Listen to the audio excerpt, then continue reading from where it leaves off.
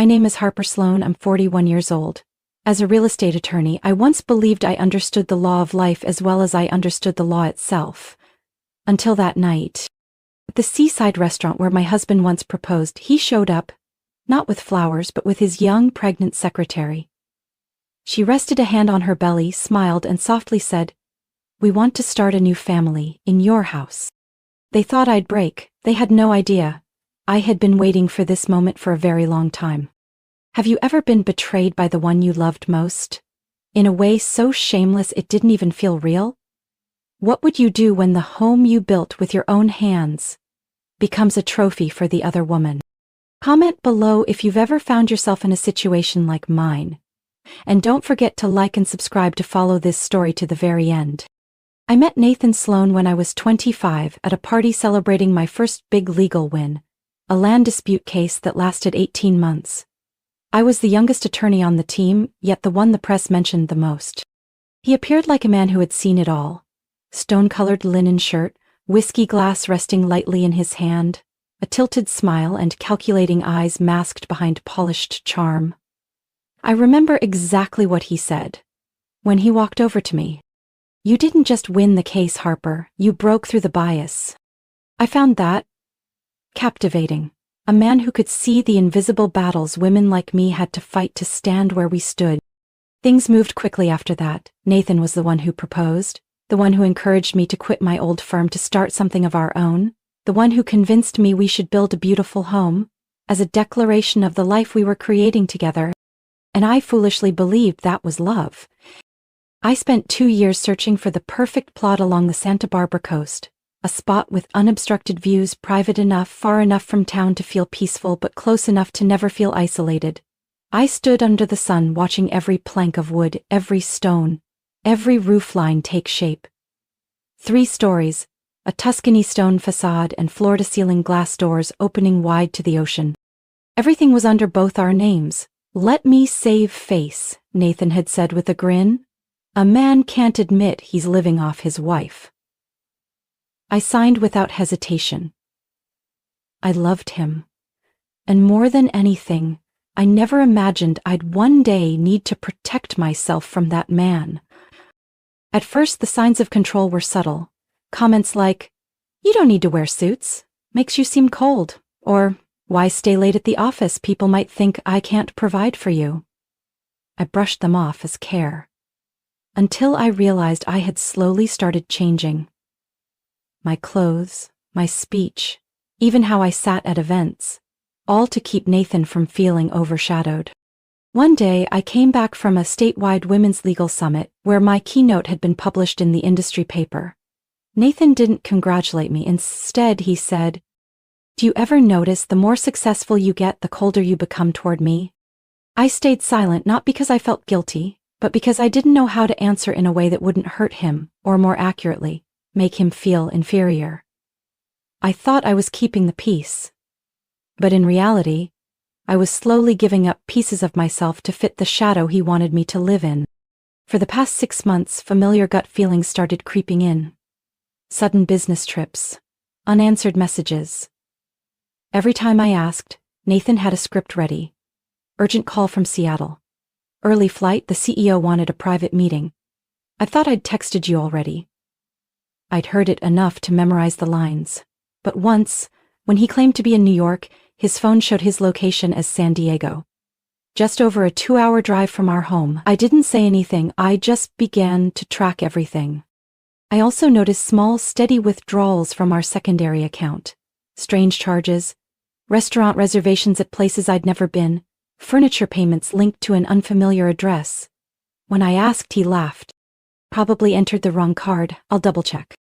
But there was never any follow-up. Once I came home early from a meeting in San Jose. The house was dark. I walked in and saw Nathan's gray shirt tossed over the couch, a half-finished glass of wine on the bar, but what made me freeze was the emerald necklace, resting crooked on the armchair. It wasn't mine. I don't wear jewelry like that, I never have. I didn't move, didn't speak. I let my eyes do what my voice never could. See the truth without denial. As if one part of me had always known. The rest was simply waiting for confirmation. I used to think I was strong, rational, sharp enough to never fall into the traps that so many accomplished women had. Yet it still took me nearly a year to gather the courage to call Monica Pierce. Her name was whispered among in-house legal circles like a precious secret. A former FBI agent who could dig up financial trails and hidden relationships without leaving a trace. No website, no public address, one phone number, and a line that said it all. I don't help you forgive, I help you know. Our first meeting took place at an old bookstore in Pasadena. My palms were damp, as if I were the one hiding something. Monica sat in the back, a beam of sunlight slicing across the black file in front of her. Harper Sloan? Her voice was low, crisp, without a trace of pity. I need to know everything. She didn't ask what I already suspected or how much I knew. She opened her laptop, asked for Nathan's date of birth, social security number, and a few joint bank accounts we used. Then she said, "Give me 3 days, I'll send you the first file." 3 days later, I received an email. No subject, no greeting, just one line. Open when alone. I locked my office door, pulled the blinds, silenced my phone, and clicked the attachment. Screenshots of interbank transfers. A steady flow of funds from Nathan's account to an entity called Greywater Solutions Ltd. based in the Cayman Islands. The recipient, Maya Quinn. I had never heard that name, but a few lines later, Monica's note made my blood run cold. Maya Quinn, legal name of Avery Quinn before her name change in 2019. Record of academic withdrawal from a community college, former bartender at Club Knox. Club Knox. I remembered Nathan's recurring investor meetings every Thursday night during our first year in Santa Barbara. Thursday, the same night Knox held its VIP cocktail events. Back then, I didn't think much of it. Now, it couldn't be clearer. Monica included a video clip from the club's exterior security camera, pulled through a retired guard she'd rehired to access old footage. The scene was hazy under neon lights. I saw Avery, or Maya, arguing with a red-hammed woman. Their body language was tense, the audio garbled. The video cut off just as the redhead was pulled toward the parking lot. Monica's note read, "This woman, name Lauren Field, went missing 2 weeks later. Still not found. No official conclusion."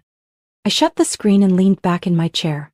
My chest felt like it had been filled with cement, not from jealousy, but from something colder, deeper. The realization that I had let someone like him move freely through my life. I called Monica back immediately. "I want to know more about whoever's behind the money transfers and about Nathan and Maya. How long, when it started, how often they were together." "I'll need full access," Monica said plainly. "Phone, email, cloud storage accounts if you're logged in." I sent her everything, including the list of passwords Nathan had stored in a secure app which I had quietly copied last year. He replied with a single message. "You did the right thing coming early. Most people don't even know where to start, but you've already started."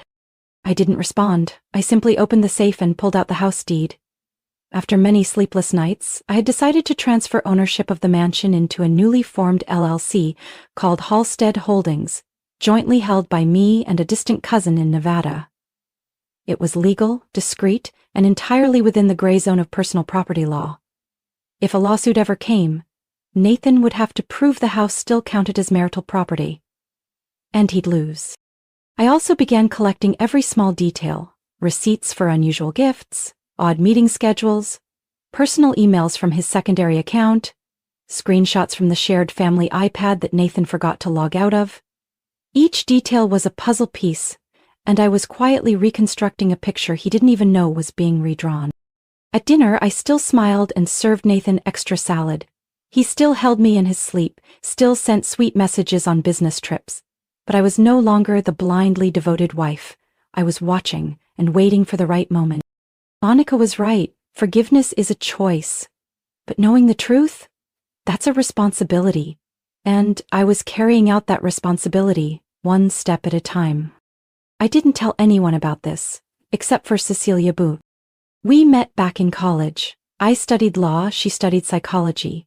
While I spent my time in libraries and debate halls, Cecilia would read Freud in the park and sketch strange spirals on the covers of her notebooks. She was the only person patient enough to sit in silence with me, and the first to notice something was wrong, even before I admitted it to myself. One Friday evening I called her. "I need to talk." She paused for a moment. "Lawyer needs a doctor?" 10 minutes later, we sat in her office, a small room on the 3rd floor of a red brick building in Westwood, where the scent of peppermint oil and cedarwood blended like a quiet invitation to speak. Cecilia didn't ask if I wanted tea, didn't ask if I was sure I wanted to start. She sat, crossed her legs, and looked me straight in the eyes. "Since when?" she asked gently. "Since I started fearing the way my eyes looked back at me in the mirror each morning." I told her everything. About Nathan, about Avery, about Monica and the clip from Club Knox. About the bank accounts, about the LLC I had created in secret. About how I'd been collecting evidence like a prosecutor inside my own marriage. She listened without interrupting. When I finished, she said one thing. "Harper, I have to ask you something, and I mean it sincerely. Are you doing this because you want to win, or because you want to destroy? You know I'm not the kind who obsesses over revenge.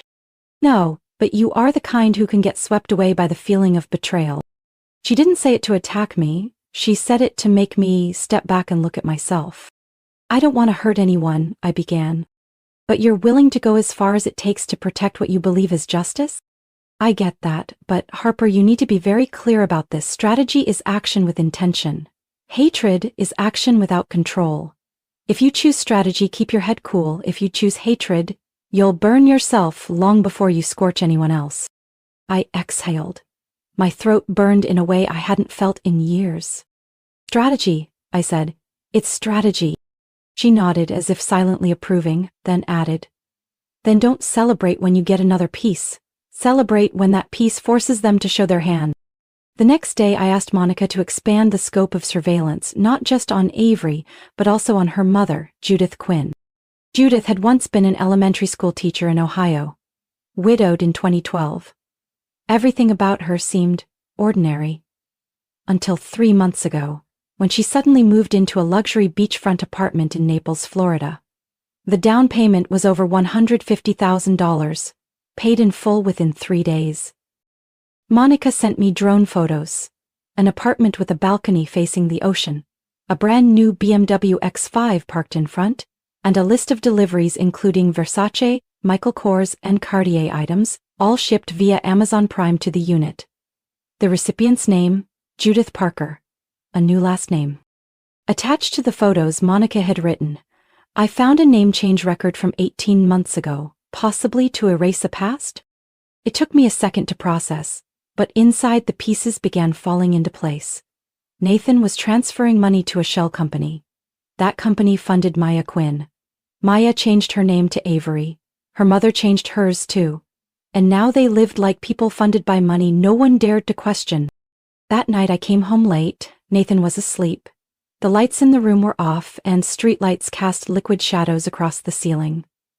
I stood for a long time at the bedroom door, quietly watching him sleep. The man who once made me believe I would never be abandoned.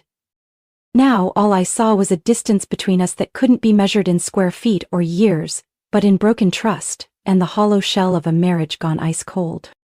I walked back to my office, opened my laptop, and created a new folder. I labeled it Judith/Florida.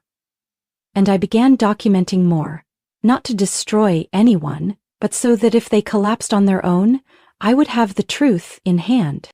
One Monday morning, while reviewing project files at the office, I received an express envelope from the law firm Hawthorne and Birch.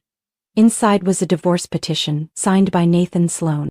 Reason? Prolonged emotional abuse causing adverse effects on mental and emotional health.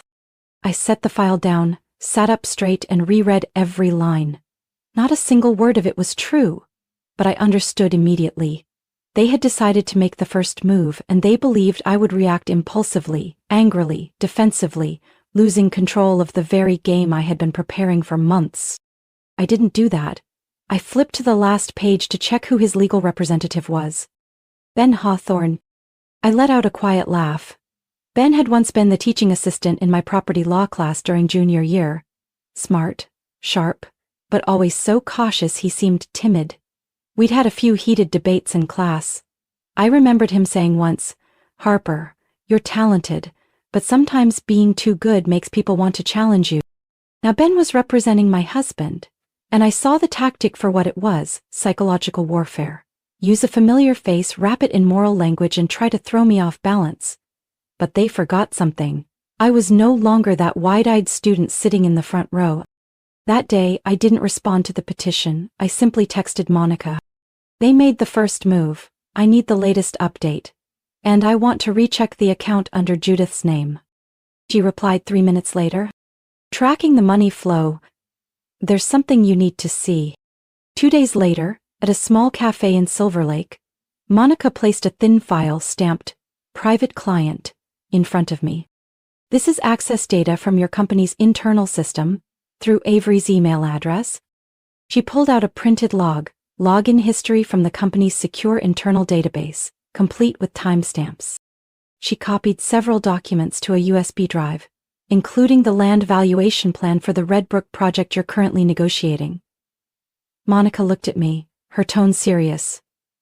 "She's not just your husband's pregnant mistress. She's a pawn being used to extract financial data.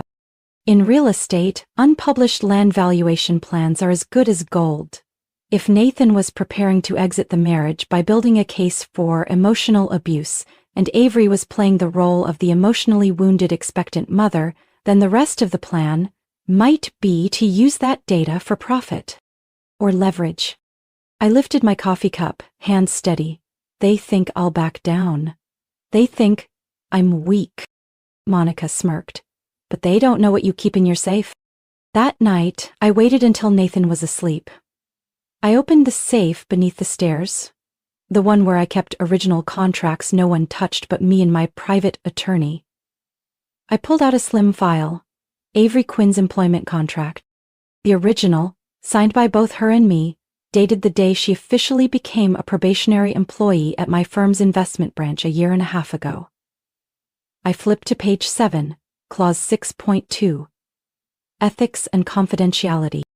Employee agrees not to engage in any personal relationship with senior financial partners or their direct relatives who have access to sensitive financial data. Violation of this clause will result in immediate termination and potential civil liability. The signature, Avery M. Quinn, was clear. I didn't draft that clause to stop her from falling in love. I wrote it to protect assets. A few days later, at the first preliminary mediation session at their law firm, I entered with a calm face. Nathan wore a gray suit, Avery a pale maternity dress, eyes fake puffy with tears.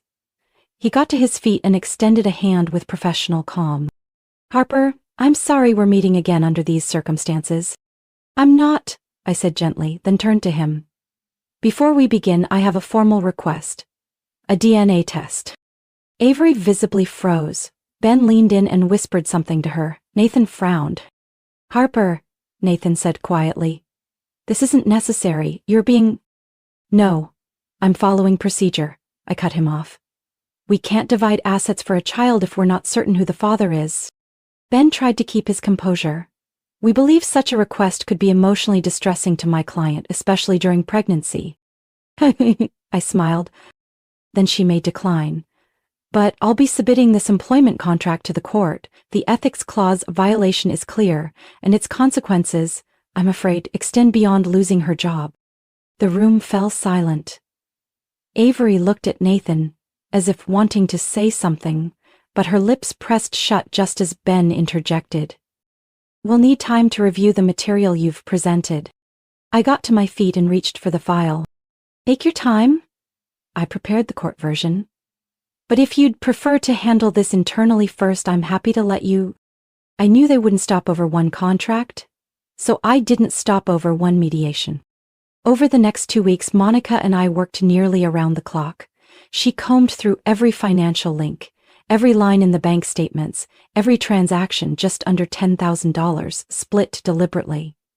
A familiar pattern of someone avoiding federal monitoring. Then one rainy Wednesday afternoon, Monica stepped into my office, placing a USB drive and 2 printed pages on my desk. You asked for the ultimate weapon. I brought you the full arsenal. I plugged in the USB. The screen loaded a clipped voice recording from a voicemail thread. Avery's voice. High-pitched, slightly sharp and unmistakably irritated. I don't know, okay?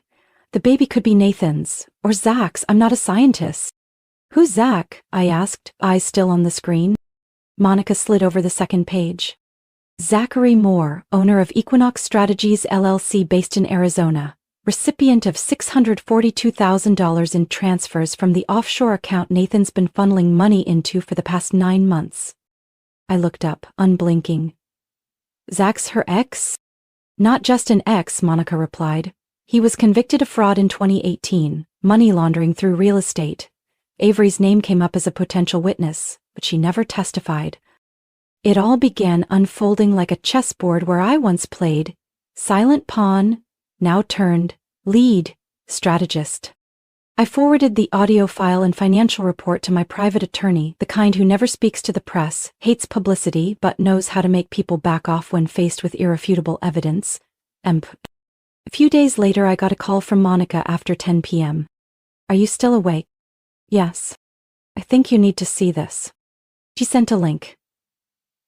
An old surveillance video, recovered by a forensic technician she had privately hired. The timestamp read, June 14th, 5 years ago. Location, the back alley of Club Knox, where Avery once bartended. I played the video. Avery, blonde hair tied high, stood near a large trash bin. She was shouting at a young girl. Dark-haired, petite, maybe a customer or coworker. The audio was distorted, but the body language was hostile. Avery pointing directly at her face, shoving her slightly in the chest, then jabbing a finger toward the parking lot. Seconds later, the girl turned and ran. Avery hurled something after her. The screen shook slightly. Monica's message read. The girl's name was Lindsay Brooke, reported missing 3 days later. Case remains unsolved. No one ever mentioned Avery was the last to see her. I sat frozen. This wasn't infidelity. It was a blueprint of manipulation layered over money and control. This was a pattern of escalating behavior. My husband funneling illegal funds, Avery using personal relationships to access assets, and possibly, a connection to an unresolved criminal case. Before the first hearing, my attorney submitted a motion requesting the court reclassify the case from civil to civil with potential criminal implications, based on the financial evidence and both defendants' links to an individual previously investigated by federal authorities. Nathan's side responded with silence. I knew what that meant. They were no longer in control. They were scrambling, trying to manage the fallout, and in the legal world, silence is the most elegant confession there is. I didn't say a word about the video, hadn't released the audio recording, and hadn't submitted the financial records to the court yet. I simply had my attorney send a formal warning. We are in possession of material that can be submitted to the U.S. Attorney's Office if necessary. And privately, I had already drafted 2 scenarios. 1. They seek settlement, relinquish all claims to the assets, and quietly withdraw from the dispute to avoid further investigation. 2. They dig in and prolong the lawsuit. At which point, I would let the jury hear the recording, review the financial report, and watch the unreleased video. Either way, I was ready. The courtroom was oddly cold that day, despite the temperature outside reaching over 80 degrees Fahrenheit. I sat at the plaintiff's table, eyes fixed on Nathan as he stepped up to the witness stand, visibly uneasy in a way I had never seen before. His suit, likely pressed earlier that morning, now showed light creases at the shoulders and cuffs. The collar of his shirt hung slightly open, as if he were trying to breathe more deeply than usual. My attorney, Mr. Marshall, stood, adjusted his glasses, and began. Mr. Sloan, can you explain why, over the past 9 months, you transferred a total of $642,000 into the account of Equinox Strategies LLC? Nathan licked his lips, glanced at Avery, then said, That was a personal investment, a way of supporting an old friend. And who is this old friend? Marshall asked, not giving him time to blink. Zachary Moore. We went to college together. Marshall nodded slightly. But the financial records also show that Avery Quinn, who is currently pregnant and living with you, has a personal connection to Mr. Moore as well, correct? The air in the courtroom tightened, like someone had turned a pressure valve. Nathan stammered. I'm not sure if they're still in contact. For the first time, Judge Emerson looked up and met the defendant's eyes. She tapped her pen lightly against the bench. Mr. Sloan, if you're unable to provide a clear answer, the court will consider full access to bank records and digital correspondence to clarify the nature of the relationships involved. Then it was Avery's turn. She wore a pale blue dress and flats, hands protectively resting on her stomach as though it were some halo that needed guarding. But when Marshall presented the court with a request for a paternity test, her demeanor shifted. I don't think that's necessary, Avery said, her voice shaking. It would cause stress for me and the baby. Judge Emerson gave a slight nod. Ms. Quinn, the court respects the right to safeguard your health, but when assets and legal entitlements involving the child are being used as part of the case, establishing paternity is not optional. Avery turned to Nathan, but this time he didn't meet her gaze. He stared down at the floor, silent. Marshall raised a hand calmly.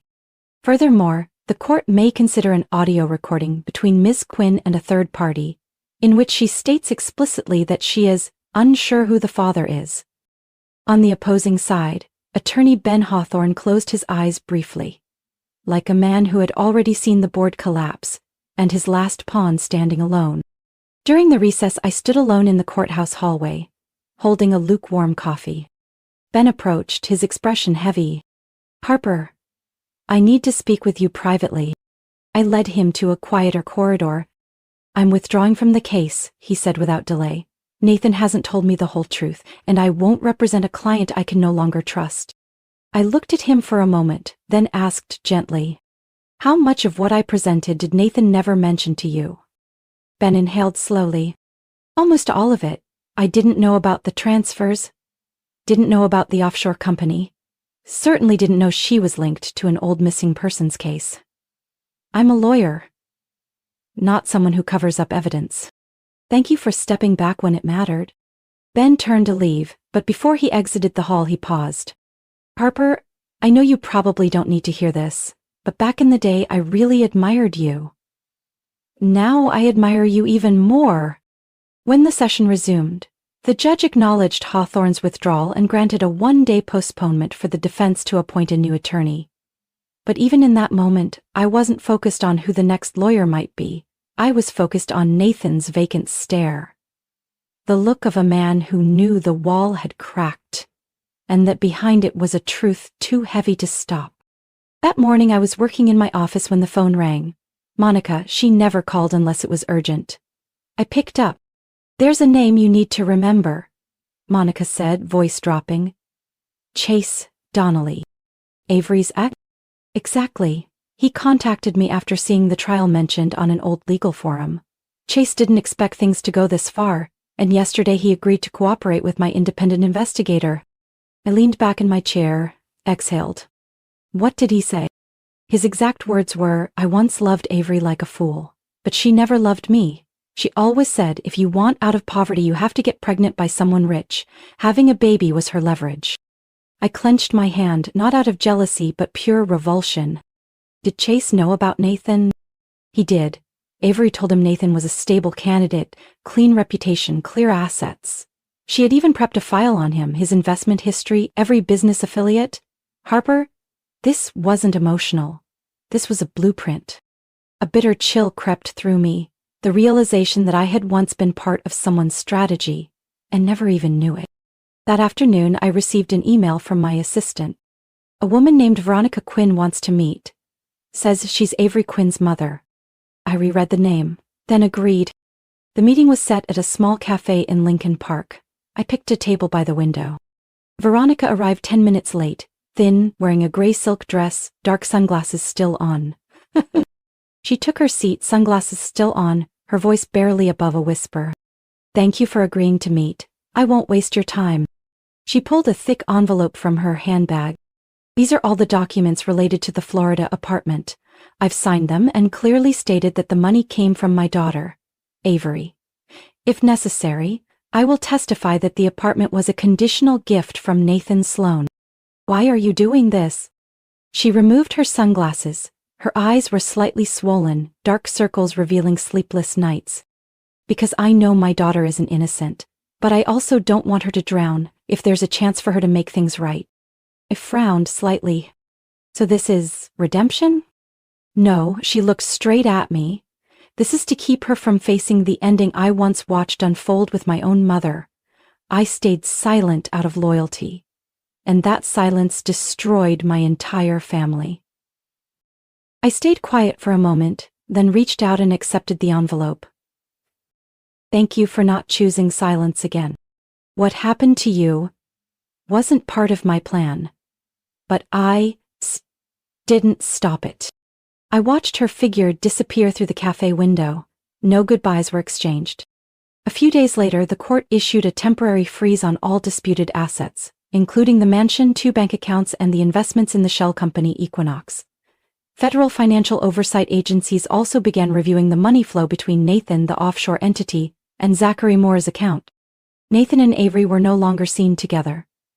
Nathan's new lawyer, a woman in her 50s, refused to make statements in court and continuously requested delays for upcoming hearings. But I recognized the signs. They were signs of a fracture that couldn't be repaired. The paternity test results arrived exactly 1 week after Avery moved out of the apartment in Evanston, a sealed envelope stamped with the red seal of the court. I opened it while standing in the kitchen, my hands still dusted with breadcrumbs I hadn't rinsed off. The DNA didn't match. Nathan was not the father. I eased into the chair, drying my hands on the linen towel my mother once sent from Maine. Soft, worn, familiar. Then I called my attorney. I want to settle, clean, final. Nathan didn't show up. His lawyer signed on his behalf. He no longer wore the smug expression I saw on his face during our first mediation. After losing his investment role on the Northwest Regional Projects Board due to pending investigations on illicit transfers, Nathan was left with little ground to stand on. I didn't drag things out. I offered for him to fully withdraw from the LLC, the one that held the mansion title, and in return, I'd issue a one-time payout. Enough for him to leave Chicago and start over if he chose to. His lawyer nodded. No negotiation. Everything concluded in under 40 minutes.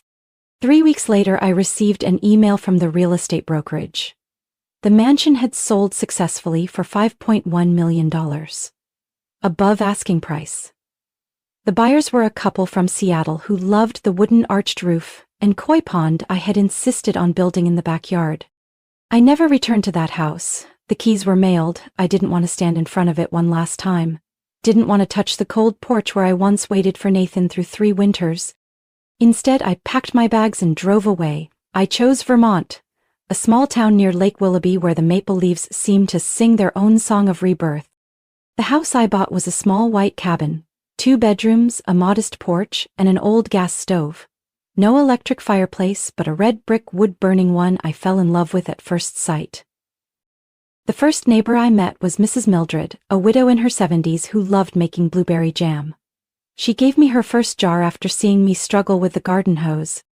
Everyone here has a past, Miss Harper. The only difference is who chooses to carry it and who chooses to leave it on the path behind. I gave her a gentle smile, thanked her.